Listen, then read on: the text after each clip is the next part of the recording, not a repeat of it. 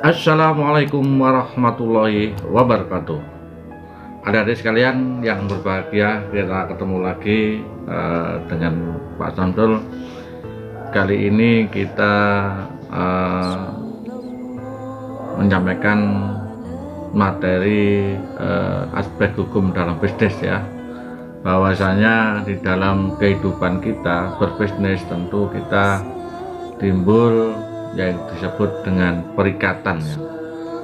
Jadi hari ini temanya adalah hukum perikatan dan perjanjian, yang mana kalau kita berbicara tentang perikatan ini adalah asal mula dari bahasa Belanda ya, yang dari Belanda itu asal mula adalah verbintenis ya.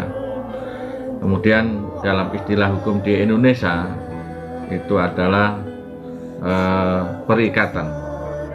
Nah, kita akan coba untuk menjelaskan apa itu perikatan ya, dan apa yang membedakan dengan perjanjian. Nah, kalau perikatan itu adalah ya, kita kumpulan harta yang jelas. Jadi perikatan dan perjanjian adalah suatu hal yang sangat berbeda. Perbedaan dapat dilihat dari sumber lahirnya perikatan itu. Dengan kata lain, suatu perjanjian dibuat ya, dapat menyebabkan lahirnya perikatan bagi pihak-pihak yang membuat perjanjian. Bisa juga tanpa adanya perjanjian terlebih dahulu perikatan lahir karena undang-undang memang telah mengaturnya ya. Misalkan masalah alimentasi ya, yaitu kewajiban timbal balik antara orang tua dengan anak. Jadi perikatan seorang anak untuk mengurus ortu yang sudah miskin, dan ini berdasarkan pasal 321 KUHP, bahwa dalam istilah hukum bahwa perikatan itu adalah berkaitan dengan sebuah perjanjian ya dengan orang lain, atau kita mengadakan kerjasama dengan orang lain yang berkaitan dengan harta ya, dengan modal, sehingga di situ kita masing-masing punya tanggung jawab timbal balik. Nah, kemudian di dalam perikatan itu maka lahirnya sebuah perjanjian ya. Ketika orang mengadakan suatu hubungan berkaitan dengan harta, maka satu orang atau lebih, maka itu disebut perikatan ya. Semacam kita membuat sebuah usaha ya, atau apapun yang lainnya, yang namanya menggabungkan antara harta satu orang dengan orang lain, kemudian kita mendirikan sebuah usaha.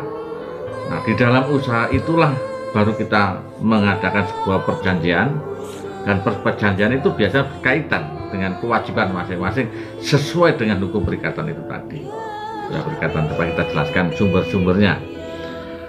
Nah, kalau kita lihat sumber-sumber perikatan, yang pertama adalah perikatan, maka setelah ada perikatan timbullah sebuah perjanjian.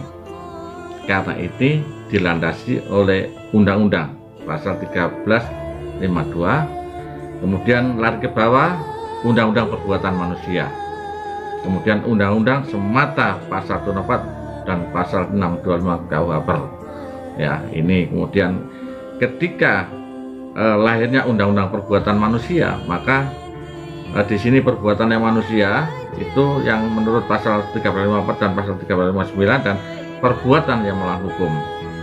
Nah, disinilah setelah kita ada perikatan, sebuah gabungan antara satu orang atau lebih, dan kemudian timbullah sebuah seperti sebuah kelompok.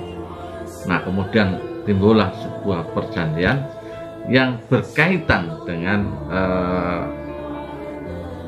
harta tersebut ya. Kalau kita istilahnya paling gampang itu ketika kita mendirikan suatu usaha, kemudian kita membawa harta, atau kita membawa modal, ketemulah sebuah perikatan ya. Kemudian kalau kita berbicara dari skema yang tadi saya sebutkan, maka dari skema di atas dapat diketahui bahwa sumber pokok dari perikatan adalah perjanjian dan undang-undang. dan sumber dari undang-undang dapat dibagi menjadi undang-undang dan perbuatan manusia. Undang-undang semata, sedangkan sumber dari undang-undang untuk perbuatan manusia dibagi menjadi perbuatan yang menurut hukum dan perbuatan yang melawan hukum. Artinya begini saudaraku, adik-adik sekalian, bahwa sumber daripada kenapa kita ada undang-undang, maka undang-undang itu, hukum itu adalah melindungi dari perbuatan manusia, mengikat, karena undang-undang itu adalah mengikat. Sehingga ketika kita membuat perjanjian satu dengan yang lain, kemudian timbullah kewajiban masing-masing. Ketika salah satu tidak memberikan kewajibannya, maka mereka yang dilanggar karena perbuatan salah satunya itu dilindungi oleh undang-undang. Itu ya, itu kalau kita jelaskan secara gamblang. Kemudian ketika kita coba kita mendefinisikan pengertiannya, ya, sehingga apa sih yang disebut dengan perikatan? Ini kalau kita lihat di slide yang keempat, perikatan suatu perhubungan, ya, hukum antara dua orang atau lebih, ya, berdasarkan mana pihak yang satu berhak menuntut suatu hal pihak yang lain dan pihak yang lain berkewajiban untuk memenuhi tuntutan itu. Nah, ini ya, jadi dua orang atau dua pihak dalam bahasa hukumnya, kalau kita bahasa sehari dua orang atau lebih, ya. Jadi kita tiga atau selanjutnya, kemudian di situ mengadakan sebuah gabungan hukum atau kaitan dengan objek, kemudian timbullah kita membuat sebuah perjanjian. Nah, perjanjian tersebut untuk, ya, memberikan suatu kekuatan hukum. Nah, perjanjian suatu peristiwa di mana seorang berjanji kepada orang lain, di mana dua orang ini saling berjanji untuk melaksanakan suatu hal, kewajibannya masing-masing. Disinilah kalau kita mengadakan sebuah perkumpulan, ya, perkumpulan apapun itu disebut perkumpulan, baik karena berkaitan dengan kebendaan atau objek, maka timbullah perjanjian untuk melindungi sebuah perikatan dan masing-masing mempunyai tanggung jawab. Ya, kalau kita sederhanakan dengan bahasa yang paling mudah. Kemudian menurut Profesor Subekti, ya,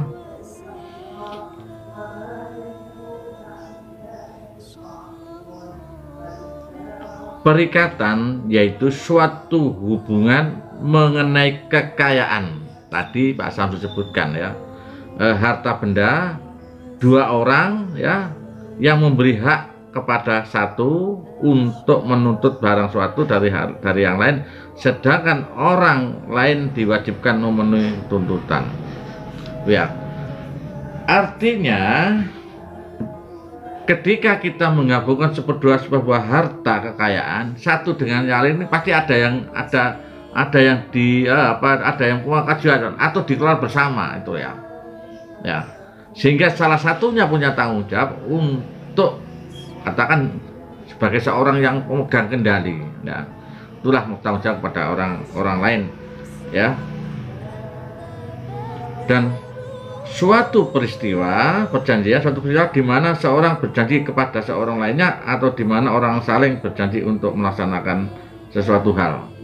Jadi kalau memang kita melihat bahasa dari terjemahan bahasa bahasa asingnya, sehingga kalimatnya seperti itu, tapi yang kita pahami bahwa perjanjian itu adalah dua orang atau lebih untuk melaksanakan sebuah kewajiban masing-masing yang timbul apabila timbul karena adanya perikatan, ya, sehingga perikatan itu diikat dengan perjanjian dan masing-masing punya tanggung jawab apabila melaksanakan sebuah perbuatan melawan hukum.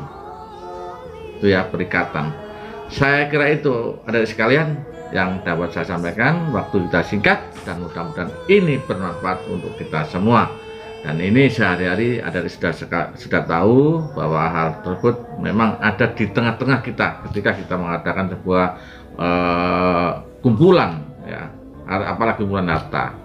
Tentu kita pasti harus hati-hati sehingga apa yang kita lakukan itu dilindungi oleh undang-undang. Saya kira itu yang dapat saya sampaikan. Terima kasih. Saya kira wassalamualaikum warahmatullahi wabarakatuh. Selamat berpuasa, sehat selalu.